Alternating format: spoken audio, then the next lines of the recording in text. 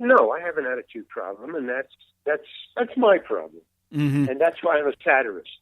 Mm. At least I got a way to use it And, for the good. right. It sounds like you did a lot of breaking ground in a lot of things, auditioning the auditioners, having attitude, and everything else. And of course, we'll get to more in just a minute. You listen to the Mike Wagner Show at the MikeWagnerShow.com, powered by Sonic Web Studios. Visit online at SonicWebStudios.com for all your needs. Looking for a professional website without breaking a budget? Sonic Web Studios is the answer. Sonic Web Studios offers fast, affordable, custom web designs that blow the competition away. Call today at 1-800-303-3960. That's 1-800-303-3960, or email to support@sonicwebstudios.com. Mention the Mike Wagner Show and get 10% off your first order. Sonic Web Studios. Take your image to the next level. Also, the Mike Wagner Show can be heard on the MikeWagnerShow.com. Also on Facebook at Facebook.com/The Mike Wagner Show. You can also listen and download on SoundCloud, Spreaker, Spotify, iHeartRadio, and watch the Mike Wagner Show on YouTube as well. We're here with veteran actor Larry Hankin, who is the part of the founding members of the Committee in San Francisco, also played on Second City. He studied at Syracuse University with Frank Langella and Carl Gottlieb, later roommates, and he also had been in comedy, opening for Woody Allen, Miles Davis, Kingston Trio, Lenny Bruce, Love and Spoonful, and many more. And, of course, we're going to get to a little more about his latest role in Breaking Bad. But first, we're on the subject of comedy. Who are some of your favorite comedians that you enjoyed growing up before you got into comedy? Wow, what a question. Because I go through a couple of eras of comedians. So, I mean, like Myron Cohen. I mean, do you even know who Myron Cohen is? Mm-hmm. Yes, I do. Very well. Okay, good for you, man. So those are Sam Levinson. I grew up Milton Berle, Sam Levinson, but Myron Cohen was incredible storyteller.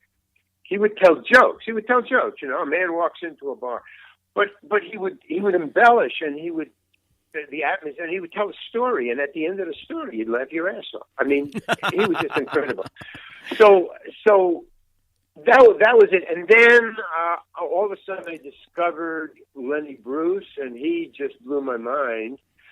So that changed from, mama stories and family stories to real stories about what's going on, in the 60s and with drugs. And it was just reality. He just, and it just hit my funny bone, and he got into my head. So that was what I was doing. And that's how I became a stand-up comedian. It was watching Lenny. And the interesting thing was, the first time I ever saw him, somebody said, go down and see Lenny Bruce. You'll like him. You'll like him. He's like you. I never had heard of him before. Somebody had said he was playing the Village Vanguard, and I was playing a coffee house. So I went down, one block away. And so one night I went down there, and I walked out. I didn't like him. I didn't get him, which is kind of strange, So and everybody said, you didn't like him? He's doing like what you're doing, kind of. But, he's a professional. He's got his stuff honed. He's really great. But, so it was like Charlie Chaplin. I didn't like Charlie Chaplin in the beginning. I liked Buster Keaton. But all of a sudden, I started to get Lenny, and I said, oh, I see. Okay, cool. Because I come from a very strict, middle-class Jewish family, very white bread, very, you don't curse, just too restrictive. So I didn't get a lot of things. Plus I have ADHD. Mm-hmm. So there's a lot of things I don't get. I just don't get, I'm intelligent, but I just don't get it. So I have to look at it a couple of times. Oh, now I get it.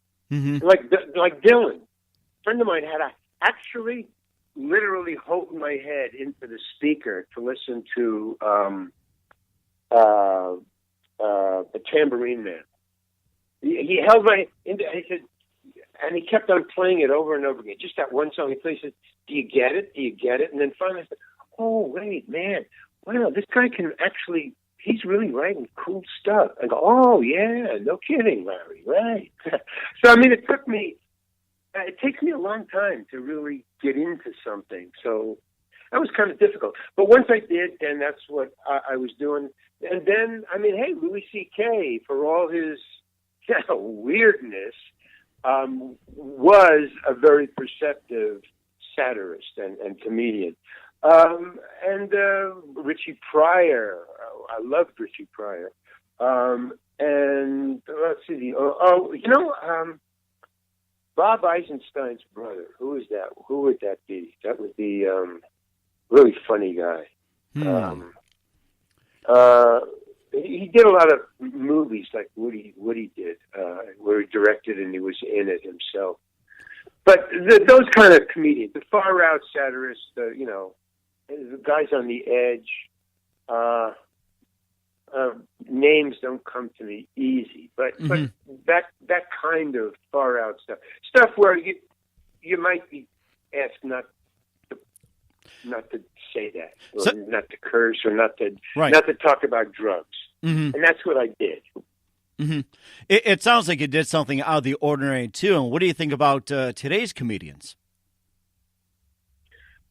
Well, there's some great ones, like Louis C.K. And then, but, I mean, what he did was just out of line, man. I mean, you just can't do that. And I mean, he's making a comeback, but he was brilliant. And today, Steve Bluestein, I don't know if he's not popular, but he's great. And I don't know, I watch all the comedians. I'm just trying to think. Jeselnik is kind of almost there for me. I mean, he's cool, but he's almost there. Not quite there yet for me. I'm trying to think. You caught me off guard with that. I haven't really, but I do watch them all the time. I consider myself a stand-up comedian, as opposed to anything else. Right, that's really what I am. And what'd you think about Robin Williams as well, too? He grew up in San Francisco. Yeah, well, we were kind of friends, not close friends, but I mean, he came to the committee, so he saw I was funny, and he saw my stand-up, and he thought I was funny, and I saw him. We would watch each other. That's what comedians do. You watch each other. It's like musicians, I guess. So, but he was just a little too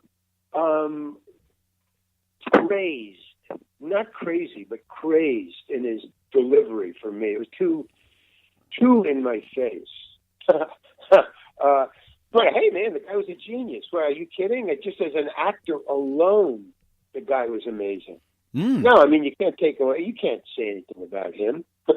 I mean, he just didn't appeal to me, but I understand his genius, man. Come on. It's just amazing. And, of course, a really funny comedian as well, too, is Jerry Seinfeld. Give me some thoughts on him. I know you appeared in a few episodes. We'll get to that. Oh, he was great. When he came out, when he was just a stand-up comedian, I got into him immediately. I mean, he was cool. He really was. I mean, you got to understand that there's a craft to it, obviously. So not only do I listen to their words, but I listen to their rhythms. I listen to their content. I listen to the delivery. I look at what they wear. I look at how they handle the microphone. I look at their mime ability. I mean, I get into it when I'm watching a comedian, And Jerry, though, he's very simple. I mean, he just stands up there in a suit and he just talks very, very quietly, very nicely, and he's hysterical. Yada yada yada. Guy, yeah, I mean, so there's Robin and then there's Jerry. I don't think you can compare them. But wow, on both ends, wow. It sounds like they have their own unique way of doing things, and you too. And I still remember Jerry Seinfeld in that one commercial, and I knew he was going to be great for American Express, and he was an unknown. And I remember him saying beyond the phone, "You want me in Memphis? I can do that. Well, I can do that. I can do that. How am I going to do that?" I mean, it's the thing about the successful comedians, and the ones that I like that are there's a lot of successful comedians that I'm not interested in, but who am I to say, hey, they're great for somebody else? That Robin or Seinfeld or any of the other stand-up comedians, I probably like them, and they're probably famous because of how they deliver their material also. Like the difference between Robin and Seinfeld. You can't get any two people further apart. Or what about, what's the guy, I can't remember, he's just always screaming. Wore a beret. He was kind of heavy set, but wore a beret and an overcoat whenever he went on stage. I think the one I could think of that's always screaming is Sam Kinison, who unfortunately passed away too soon in Peoria, Illinois, killed on New Year's Eve. But that's the guy I'm talking about. Sam Kinison, that was it. Okay. Well, he's fucking incredible, man. But, so there's Robin, there's Kinison, there's Seinfeld. I mean, wow. But yeah, and each how they dress. I mean, Kinison had a costume. Seinfeld has a costume. It's his suit and stuff. But I'm talking about their stand-up. But all three of them were amazing. I just like Kinison and Seinfeld and also Robin, but, in an order, in a pecking order. And then there's people I just don't get, so I don't even remember their names, And then there's me, what I did. Yeah. And there you go. We'll talk about some of your appearances in some movies as well, too. You're listening to The Mike Wagner Show at themikewagnershow.com, powered by Sonic Web Studios. Visit online at sonicwebstudios.com for all you need. Looking for a professional website without breaking a budget? Sonic Web Studios is the answer. Sonic Web Studios offers fast, affordable custom web designs that blow the competition away. Call today at 1-800-303-3960. That's 1-800-303-3960. Or email to support@sonicwebstudios.com. Mention the Mike Wagner Show and get 10% off your first order. Sonic Web Studios. Take your image to the next level. Also, the Mike Wagner Show can be heard on themikewagnershow.com. Also on Facebook at facebook.com/The Mike Wagner Show. You can also download and listen to The Mike Wagner Show on SoundCloud, Spreaker, Spotify, iHeartRadio. And you can also watch the interview on YouTube channel as well, under The Mike Wagner Show. We're here with veteran Larry Hankin, the actor, director, comedian, and producer for over 50 years and appearing in many, many films and TV currently in Breaking Bad. He's also been on Matlock, Seinfeld, Escape from Alcatraz, and he also studied at Syracuse University of Frank Langella and Carl Gottlieb, later became roommates. And you also been in a number of films as well, too. So I noticed you worked in a few John Hughes movies like Planes, Trains, Automobiles, Having a Baby, Home Alone. And let's talk about that. What's it like working with John Hughes, and how'd you get involved? How did I get involved? I auditioned. And, some like I say, some people you like to audition for because they're on your side. They want you to win. They called you in because they were interested in you. And so John Hughes is like that. He's a really cool guy. Weird. All the great ones are weird in some way, in some weird way. But sometimes he was very open and, talkative and, blah, blah, blah. And other times he was very sullen and into himself and just closed off. And he could get angry very, very, very quickly. Not at me, but he fired a couple of people while I don't know why, but they weren't there the next day. Or what happened? I don't know. John got mad at him and let him go. So there's that. And then he was a good director. I mean, I liked the part that he always had me play in all the different movies, and he was a great. The thing that I liked about him that I focused on was he was a good storyteller, a good movie storyteller. His films were so incredibly well made.